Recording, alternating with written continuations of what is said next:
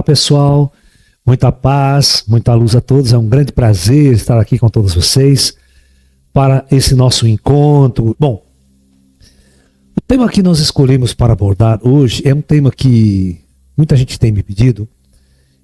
É sobre como encontrar o meu verdadeiro caminho nessa vida.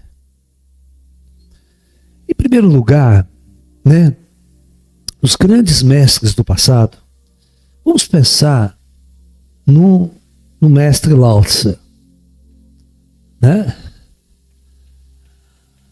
e toda a chamada filosofia taoísta. Ok? Bem, o que significa para os chineses, para os taoístas, a palavra Tao? Que para os japoneses, essa palavra é Do. Então essa palavra, ela é traduzida não de uma forma correta, mas ela é traduzida com caminho. Certo? Por exemplo, a palavra karatê, do, judô, taekwondo. Então sempre esse do é o caminho. Karatê é o caminho das mãos vazias. Judô é o caminho suave. Então, essa palavra, mas na verdade, a palavra mais certa para traduzir a ideia do Tao é curso. Curso natural de todas as coisas. Tá? Então veja bem. Você vai na natureza, você joga uma semente no solo. Essa semente, ela traz consigo as suas características fundamentais da sua espécie. Então, ela germina, se tiver num solo fértil, num solo bem aguado, ela vai germinar, ela vai crescer, amadurecer, ela vai dar flores, vai dar frutos, e na devida estação correta, esse fruto vai amadurecer, esse fruto dará sementes de uma nova planta, ele cairá no chão, e novamente o ciclo recomeça. E essa planta segue o seu ciclo até ela envelhecer e morrer. Entendeu? Então tudo na natureza, tem um ciclo que é nascer, crescer. Preste bem atenção. Nascer, crescer, envelhecer e morrer.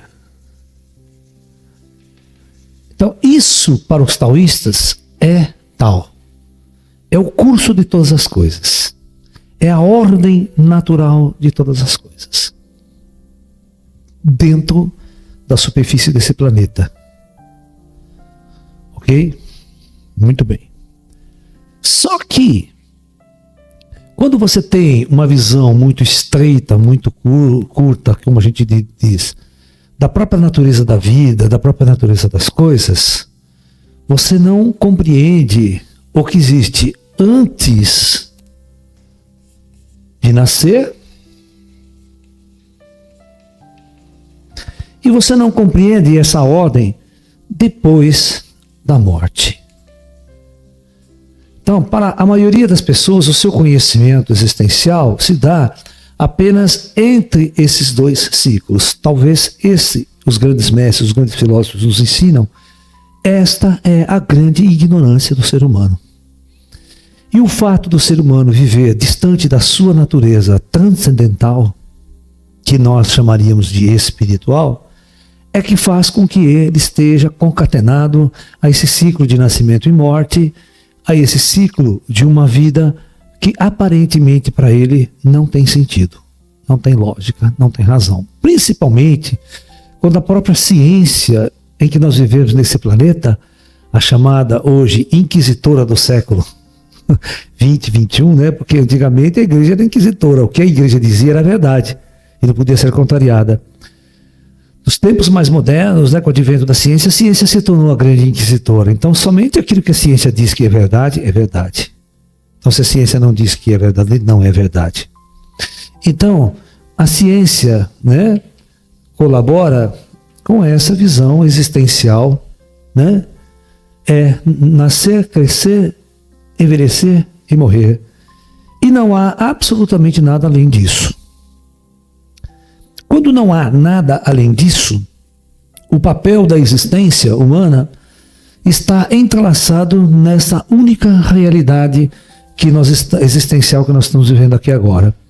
Então isso faz com que o ser humano tente se realizar como ser somente neste trecho existencial entre o seu nascimento e a sua morte. Essas questões filosóficas, elas são muito importantes para que nós possamos definir a nossa verdadeira jornada por esse mundo e compreender a nossa verdadeira jornada neste mundo. Ok? Muito bem. Então,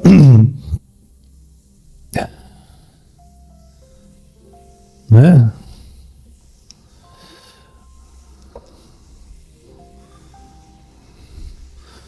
O Siddhartha Gautama, vamos citar outro grande mestre da humanidade, Siddhartha Gautama, o Buda mais conhecido, né, da história, né, o Buda indiano, que tem muitos Budas, porque a palavra Buda significa apenas o iluminado. E nós tivemos milhares de mestres iluminados na história de nosso planeta, né? Então, Siddhartha Gautama, o Buda, ele dizia em sua essência fundamental, né, que três coisas importantes existiam na natureza do homem nessa jornada pela vida. Que ele constatou. A primeira é que o sofrimento existe. Então, ele percebeu, na sua observação de mundo, na época que ele existiu, né, que era inerente a todo ser humano que existisse na superfície dessa terra, nem só ao ser humano, praticamente a todos os seres vivos, animais, esses seres passam por um processo de sofrimento. Tá? Então, quer seja uma doença, quer seja dor, quer seja perdas, quer seja questões emocionais, afetivas, sempre o indivíduo vai ter problemas relacionados a uma questão chamada sofrimento existencial. Tá? Muito bem. 2.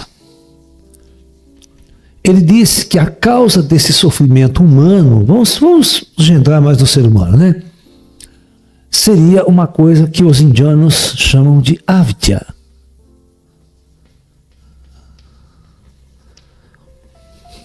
Que seria ignorância, né?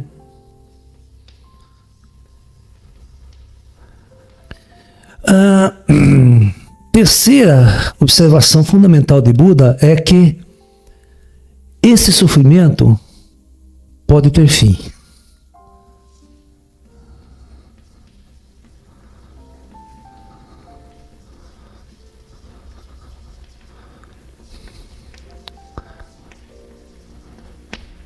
Então, esses três grandes mestres, né?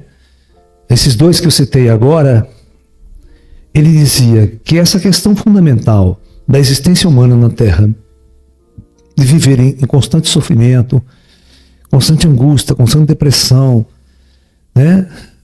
Essa questão tem uma causa, e a causa é a ignorância. Mas que tipo de ignorância? Aí você tem médicos, engenheiros, cientistas, você tem um monte de gente que são sábios de um ponto de vista, né? Mas a que espécie de ignorância ele está falando? É a ignorância do espírito. É a ignorância da sua natureza transcendental e espiritual. Tá ok? Esse é o ponto-chave da questão.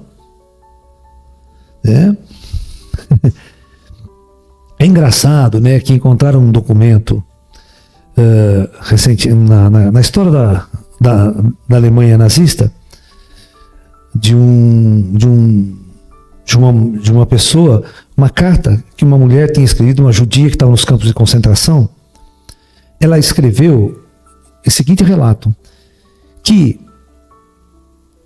todo o sofrimento que elas passaram naqueles campos, aquelas pessoas todas nos campos de concentração, todas as torturas, toda a morte, todo o massacre do povo judeu, tinha um culpado na história. Sabe quem ela culpava? Os professores. Olha que louco, os professores. E ela justificava por quê? Ela dizia que quem as torturava eram médicos, engenheiros, dentistas, advogados, todas as pessoas com formação universitária, mas nenhuma delas tinham aprendido uma única coisa importante: humanidade.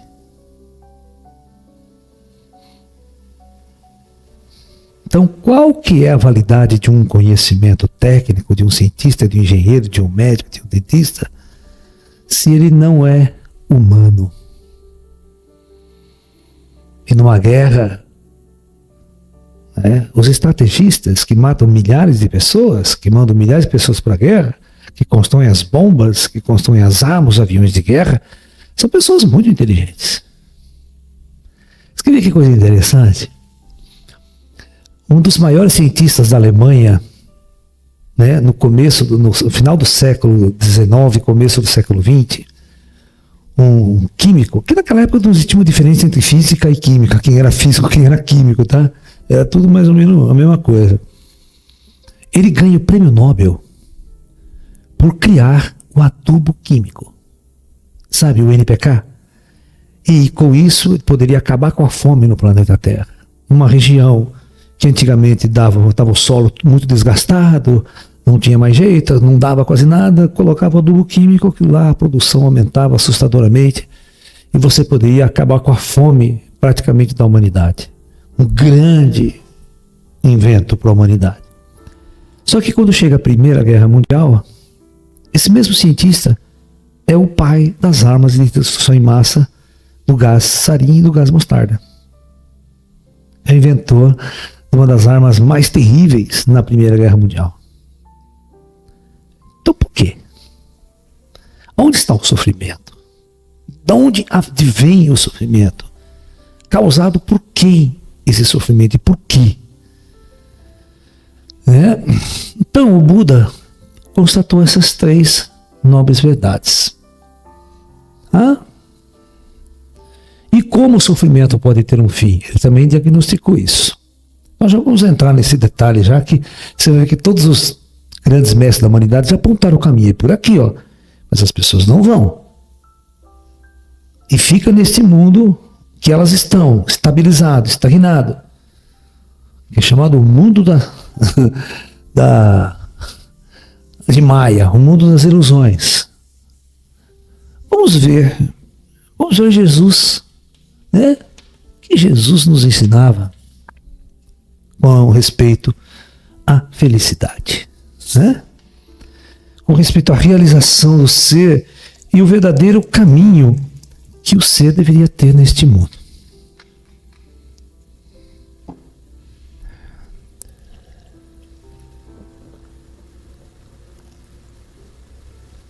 Porque as pessoas estão confusas. Elas não encontram um caminho na vida, um caminho certo para elas existirem e trilharem. Aí acabam, claro, escolhendo o caminho que todo mundo escolhe. Vai para as universidades, se forma em alguma coisa e vai seguir sua existência aí como androides programados pelo sistema, Aí. Então Jesus dizia sempre essa frase para o seu discípulo, buscai em primeiro lugar o reino dos céus.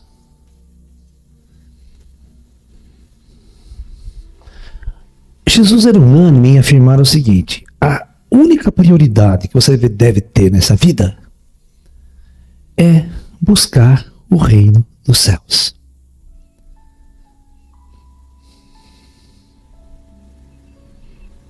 E ele falava, quando um homem busca o reino dos céus, tudo mais vem. Tudo que ele precisa nessa vida vem, naturalmente. Mas o que Jesus queria dizer com o reino dos céus? Né? O que tem no céu? O que ele queria dizer com céu? Por isso que a gente tem que interpretar os conceitos dialéticos da época. Ok?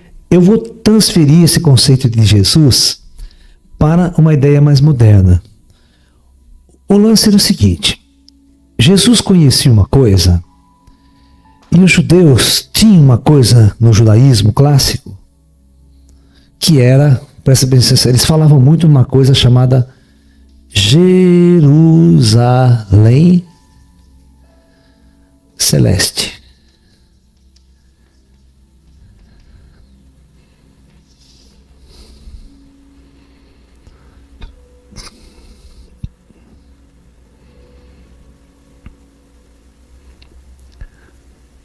Agora o Lalá vai dizer para vocês o que é Jerusalém Celeste e o que significa céu para os judeus.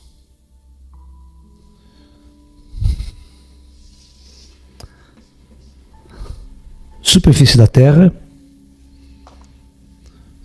ser humano encarnado na superfície da terra, e aquele outro nível astrofísico que eu já ensinei para vocês em outras palestras, que é a outra superfície estrutural da Terra, onde estão localizadas as cidades astrais num nível mais denso. Então eu tenho a cidade lá, Shambhala, no Oriente, eu tenho o nosso lar aqui, né? Ó, tenho Shambhala, e sobre a região do Oriente Médio ali, aquela coisa toda, nós temos a chamada, que eles chamavam de Jerusalém Astral, ou Jerusalém Celeste. Então ele estava falando de uma cidade astral. O que Jesus queria dizer quando buscar em primeiro lugar o reino dos céus? Jesus estava se referindo à sua natureza, da onde você veio. Ele estava dizendo, você veio de lá para uma jornada aqui na Terra. Só que você está esquecido, você não sabe de nada. Você nem sabe o que você programou para viver neste mundo aqui. Porque antes de você descer, você tinha um programa, você tinha uma missão, você tinha um projeto existencial, né?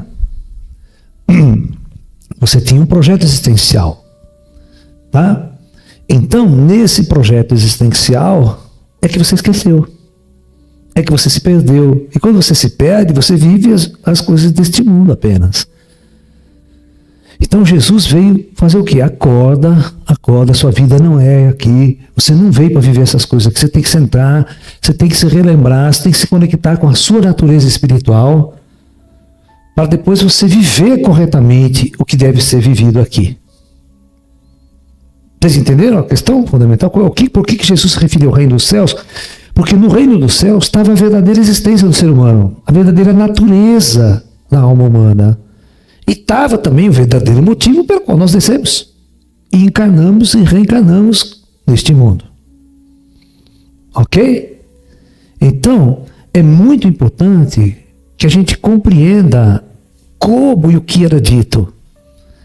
Mas veja bem, alguém que lê a Bíblia hoje em dia, que faz essa interpretação, eles nem vão pensar na identidade astral. Mas, olha que interessante, por que todo mundo aponta o céu para cima? Porque realmente as cidades astrais estão lá em cima.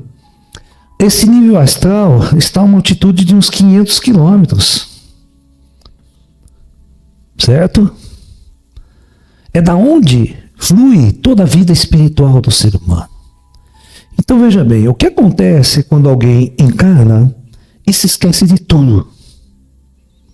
Quando ele se esquece de tudo, ele se esquece que aqui na Terra, eu vou falar uma coisa que Jesus falava e era muito legal, né? E no discurso dele tem essas coisas muito interessantes.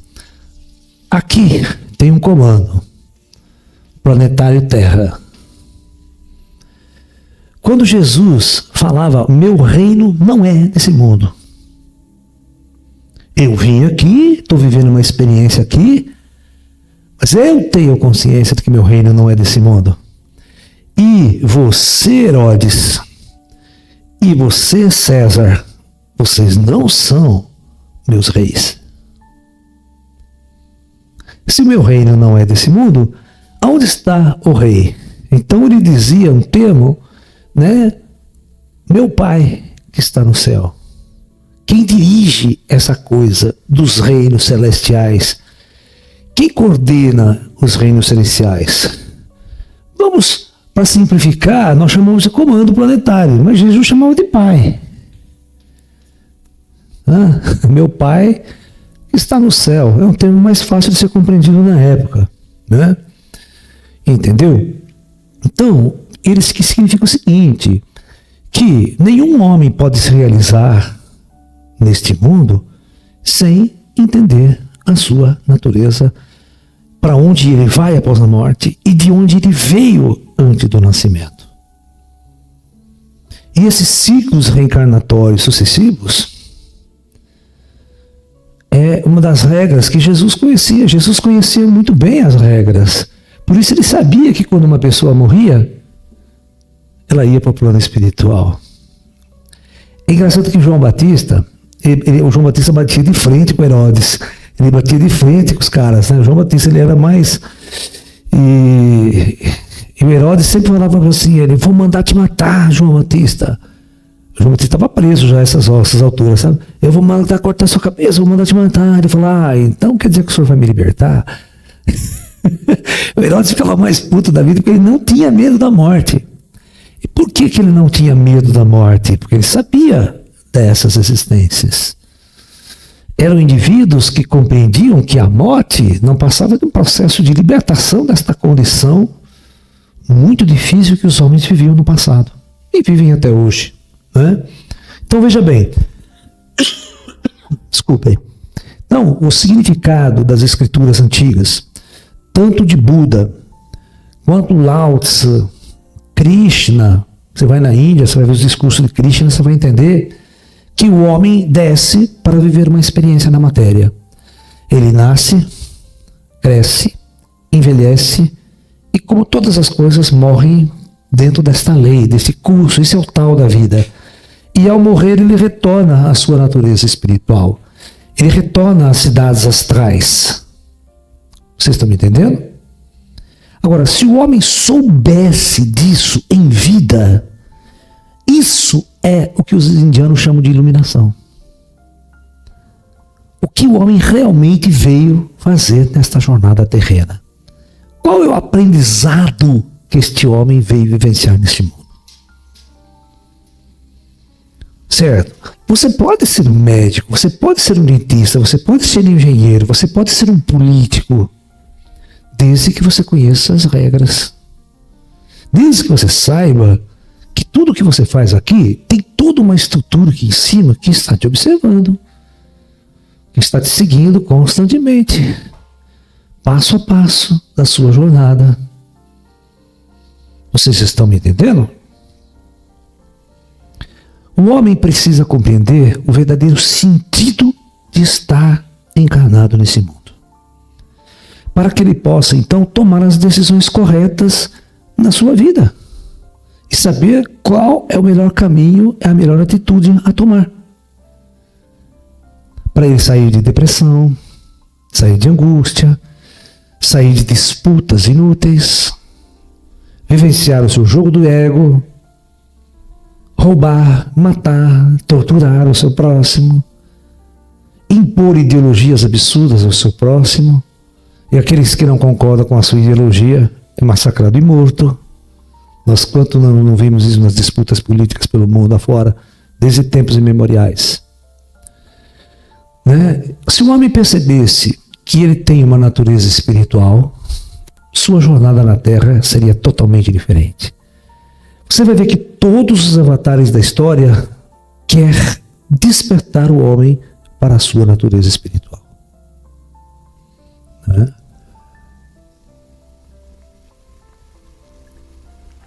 Quando os judeus, o próprio Jesus falava de anjos, quem são os anjos, senão espíritos do mundo astral, que compartilhava de vez em quando informações com sensitivos e médiuns vivos, que eram chamados de profetas.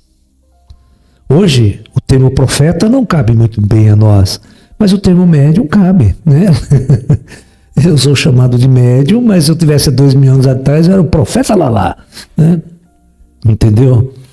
Porque simplesmente é uma mediunidade natural, onde você interage com o plano espiritual, interage com os espíritos. Isso proporciona para você uma visão diferenciada de mundo. E quando você tem uma visão diferenciada de mundo, você interage com os espíritos, você às vezes é levado fora do corpo para essas cidades, para essa região, então você sabe qual é o seu papel aqui. Como você vai trilhar essa jornada aqui? Qual é o seu papel nesse caminho? Né? Então por isso que o próprio Jesus, né, ele cria o seu próprio caminho.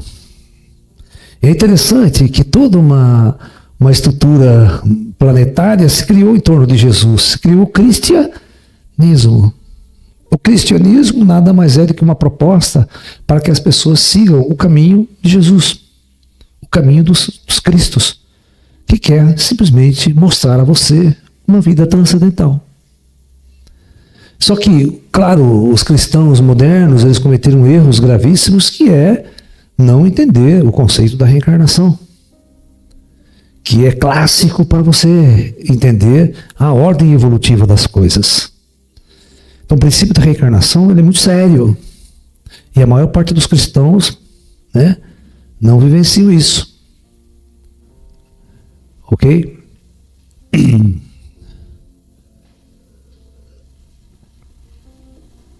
Claro que o espiritismo no mundo, né, veio para fazer uma mudança em cima do cristianismo, porque o budismo sempre foi reencarnacionista, não é? Chineses taoístas sempre foram reencarnacionistas. Entendeu? Muito bem. Então, o conceito, né, de encontrar um caminho pela vida, né? Então vamos ver. Jesus nos indicava o reino dos céus. Os indianos, Krishna, né, e todos os seus seguidores, Krishna, Rama, né, nos ensinava o caminho do yoga, que era a união. A palavra yoga significa união. União com o seu espiritual, com a sua natureza espiritual. É tomar consciência, integrar-se ao teu espírito, viver em função do seu espírito, da sua natureza espiritual e não da sua natureza material. Né? Nós somos espíritos que estamos vivendo uma experiência na matéria. Nós não somos entidades materiais que vamos nos tornar entidades espirituais. Essa é a diferença muito grande de conceito.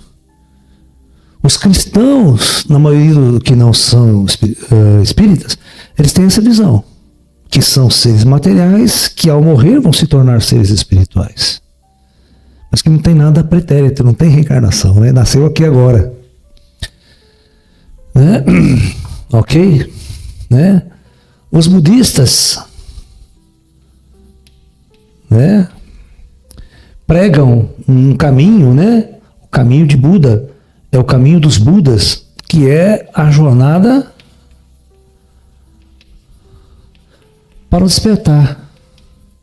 Então, todas as práticas budistas só têm um objetivo: despertar a sua consciência espiritual.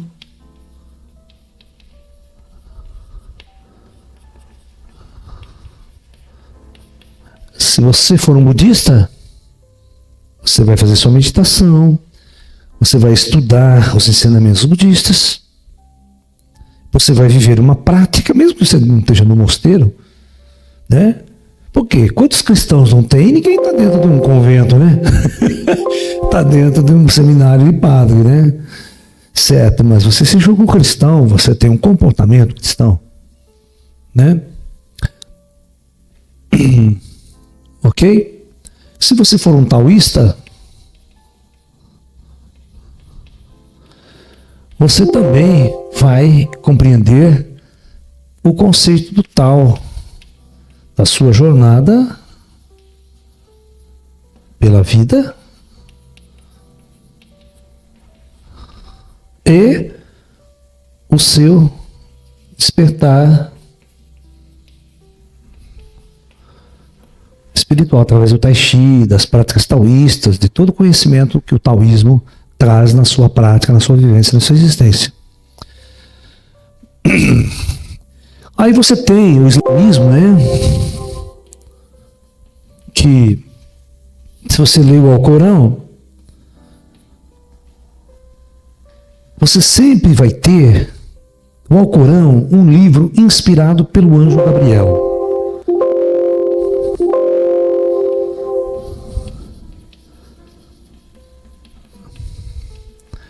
Veja bem, um anjo conversando e dialogando com um vidente, com um médium, com um sensitivo, que vai escrever as leis divinas. Claro que essa comunicação vinha de um ser espiritual, de um ser que vivia no plano astral. Então, Maomé, ou o Mohammed, né, para os árabes, recebe o anjo Gabriel, que é o mesmo anjo da Anunciação, que anunciou a Maria a vinda de Jesus, é o mesmo anjo, né? Entendeu? Então você tem a comunicação de um ser invisível, de um ser das cidades astrais, para que Maomé também colocasse a todos os seres humanos a importância do conhecimento da natureza espiritual do ser humano. É isso aqui, todos eles são iguais. As interpretações que as pessoas vão fazer depois é que dá essa salada de religiões. Mas, fundamentalmente, todos esses mestres estavam apontando o caminho do espírito. Estavam apontando para você a sua natureza espiritual. E como a vida do ser humano é passageira na superfície desse mundo. É uma experiência, uma jornada, tem começo, meio e fim. Todos nós somos projetados para morrer. Este corpo não é projetado para existir eternamente. E isso que nós temos que aceitar com naturalidade. É tão importante nascer quanto morrer. Fazem parte da mesma da mesma jornada, do mesmo caminho. Então, se você é uma pessoa que neste mundo nasceu numa sociedade, né, você, por exemplo, não tem nenhuma religião, você é um indivíduo que foi um ateu convicto, né, entrou nas universidades da vida, foi fazer ciências sociais, foi estudar política, geopolítica, você foi fazer medicina, você foi fazer... Não importa o que você foi fazer. Tudo isso encobriu a sua verdadeira natureza. E nós acabamos vivendo com tantos e tantos e tantos conflitos humanos que o homem chegou a um nível de infelicidade, de crise existencial sem precedentes ao longo da história. Vocês que são médicos sabem que 90% das pessoas vivem à base de remédio. Não dorme se não for à base de remédio. A depressão é uma das maiores doenças do século XXI. Isso mostra que o ser humano não está realizado, mesmo com toda a tecnologia, com todo o celular que está no bolso, mesmo aqueles que são ricos, milionários, que são na classe A, B, C, aquela coisa, essas pessoas não se realizam como alma, como ser. A parte material não resolveu a questão da felicidade humana e da existencialidade humana na Terra. Então, o que fazer? Qual é o verdadeiro caminho que o homem deve ter nessa vida para realizar-se como ser total? É aquela velha história, né? Como saber se eu estou no caminho certo? Né? Quando a maioria das pessoas disser que você está no caminho errado, pode ter certeza que você está no caminho certo.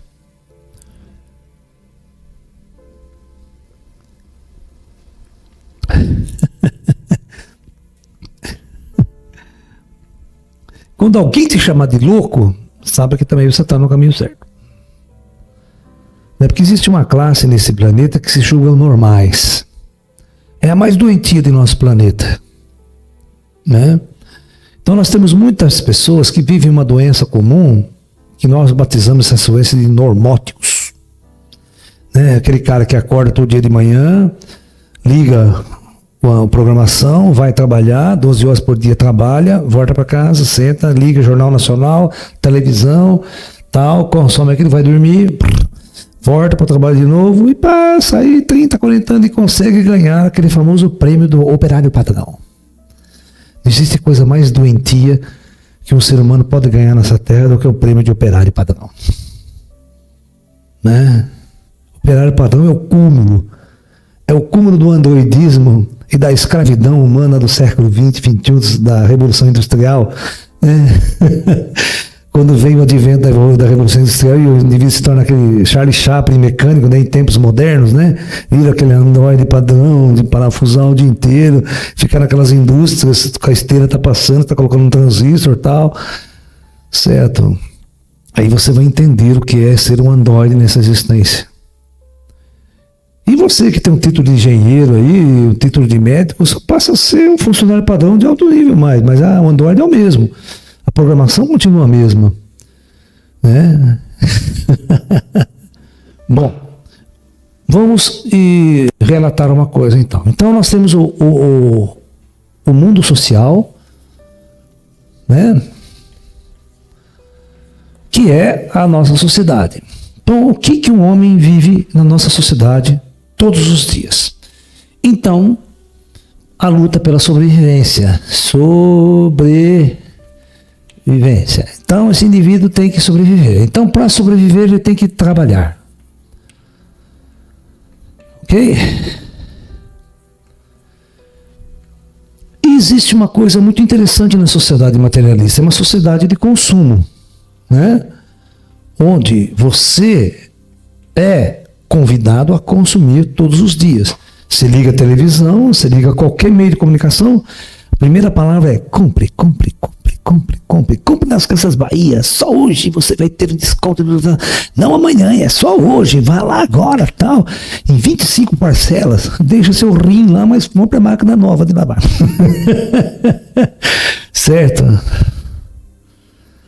Sacou? Então, você precisa consumir. E o apelo do consumo, né? O apelo é 24 horas, né? Que é, o apelo vem nas propagandas. Né? Todo mundo quer vender. Ok? Ok? Então,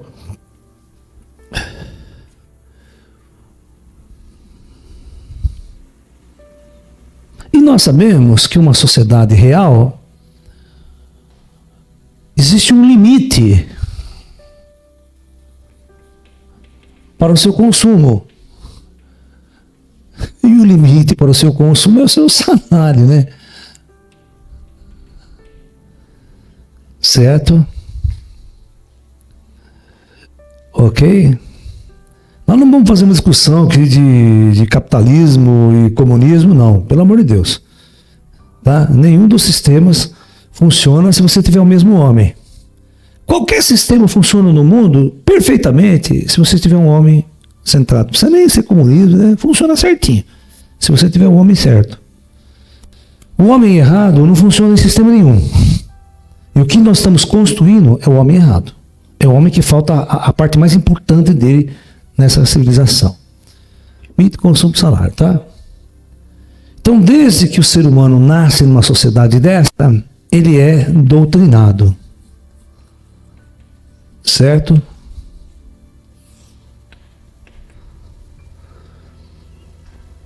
Ele é doutrinado para acreditar em verdades absolutas.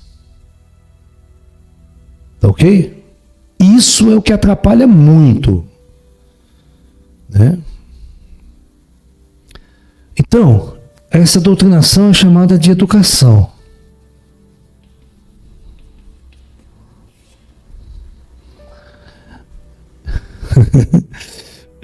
Certo? E a ideia, né? A esquerda sempre quis enfiar, muita gente quis enfiar isso, né? Estado laico. A ideia de Estado laico é uma educação independente da religião. Você não mistura a religião na educação. Essa educação que ele vai receber é uma educação sistêmica. O que é uma educação sistêmica? É simplesmente você viver no sistema. né? Muito bem. Então essa educação é apenas uma educação sistêmica. Você vai aprender a trabalhar, você vai aprender a ser alguma coisa no que o sistema precise. Um médico, um engenheiro, um advogado, o que o sistema precise, né? Você tem que ser aquilo que o sistema precisa. Eu lembro muito claramente, quando eu era jovem, eu adorava eletrônica, certo? Eletrônica, ciência. Mas a minha cidade aqui só tinha indústrias metalúrgicas. Então o que o sistema fez? Trouxe para a região somente escolas voltadas ao ensino da mecânica. Mas eu não queria. Mas eletrônica aqui, só lá não sei aonde você vai fazer eletrônica. Mas espera aí, eu não tenho dinheiro para sair de casa, para estudar em outro estado, fora daqui. Eu quero estudar aqui, eletrônica. Não, eletrônica não tem. Nós não precisamos de eletrônica aqui. Ou seja, o sistema te usa. Você vai se formar naquilo que eu quero que você se forme. Você vai estudar aquilo que eu quero que você estude. Você não vai estudar o que você quer. Então, o sistema impõe isso. Estamos precisando de médico, então vão todo mundo estudar medicina agora. Mas eu não gosto de medicina, não quero medicina. Não, estou precisando de médico, vai ter que estudar medicina. Entendeu? Então, você cria uma educação voltada às necessidades do sistema. E não é uma educação voltada às necessidades da sua existência como ser.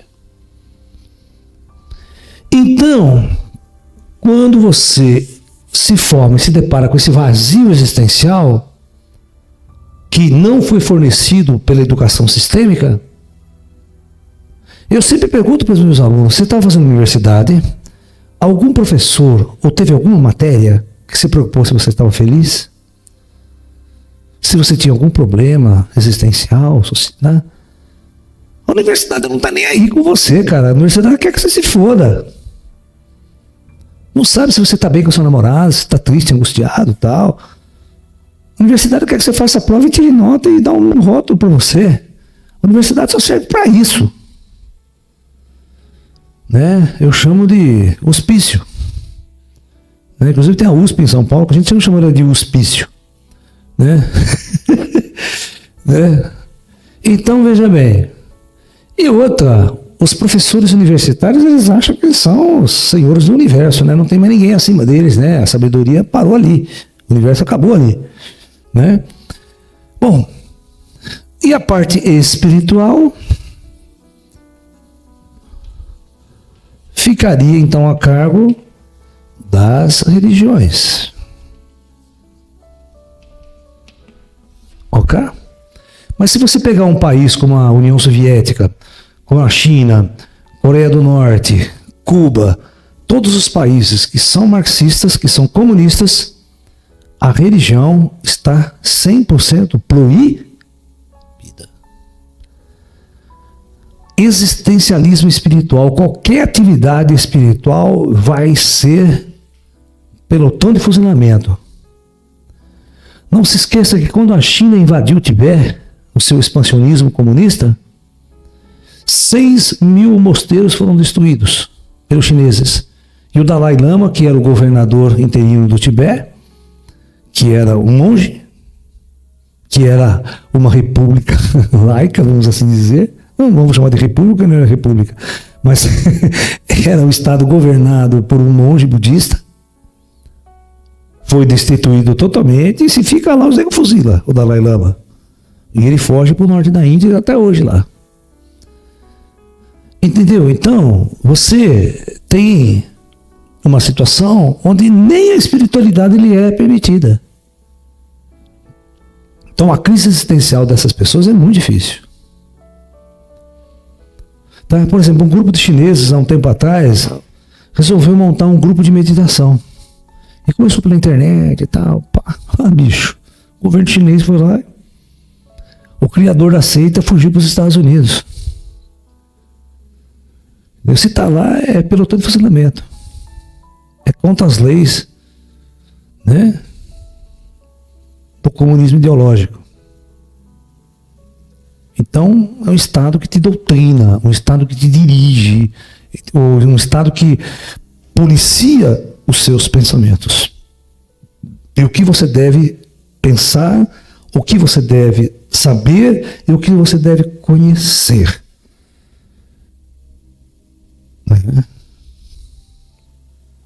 Um espiritismo, um Chico Xavier seria fuzilado na China. É isso que vocês não sabem. Um Chico Xavier seria fuzilado na China e na União Soviética. Porque fundariam uma religião, teria seguidores. E no Estado comunista não pode haver um outro centro de poder distribuindo ideologias que não seja o Estado. Ok? Então que fique bem claro isso. Né? E vocês vão entender que sem espiritualidade, o problema das religiões, mesmo dos países, nas partes do mundo onde ela é liberada e ela é permitida, ela é muito primitiva. Ela não resolve as questões fundamentais do ser humano. Né? Vive as nossas grandes igrejas, nossos telespastores, a forma como essa religiosidade é colocada para as pessoas, né? A falta de conhecimento dos próprios sacerdotes, a falta de transcendentalidade desses sacerdotes, faz com que eles tenham uma visão muito pequena do conceito espiritual e da própria religiosidade. Isso faz com que o indivíduo ele não tenha vamos assim dizer, um grande mestre para seguir que possa levá-lo a uma condição de iluminação e transcendentalidade. Bom, pessoal, para nós encerrarmos aqui, muitos dos mestres nos ensinavam o caminho do yoga. Os mestres indianos criaram o caminho do yoga. Através das práticas, dos exercícios, da meditação, o indivíduo criava uma ferramenta de jornada interior, de mergulho dentro de si, onde ele poderia encontrar-se com a sua essência original, ou o que nós chamamos de seu eu superior, ou a consciência do despertar de quem ele é realmente. Ele vai se lembrar da vida que ele estava no plano astral antes de reencarnar, pode lembrar de vidas anteriores, pode lembrar de sua jornada cósmica em outros mundos pela galáxia. Porque o que eu venho trazendo para vocês, eu venho dizendo que dos praticamente quase 8 bilhões de almas encarnadas hoje na Terra, 6,5 bilhões estão na primeira encarnação na Terra. Primeira encarnação na Terra. Tá? Então, quem você era antes? Olha que legal, essa reflexão ela é muito importante. Se 7,5 bilhões de almas, ou 6,5 bilhões estão na primeira encarnação, o que toda essa gente veio fazer nesse mundo? Nesse momento. E outra, por que vocês não se lembram? Imagine se você se lembrasse que você não é desse mundo, cara. O que mudaria na sua vida? O que mudaria na sua programação mental de Android? Quais seriam as suas mudanças que você realizaria na sua vida se você tomasse consciência de quem realmente você é? E por que você escolheu, junto com 6,5 bilhões de habitantes, estar nesse mundo agora, nesse final de ciclo planetário Terra? Isso é muito importante para dar um novo rumo à sua existência, para dar um novo rumo à sua vida nesse momento planetário. Ok? Pessoal, muita luz, namastê e até um próximo encontro a todos, ok? Namastê, pessoal, muita luz.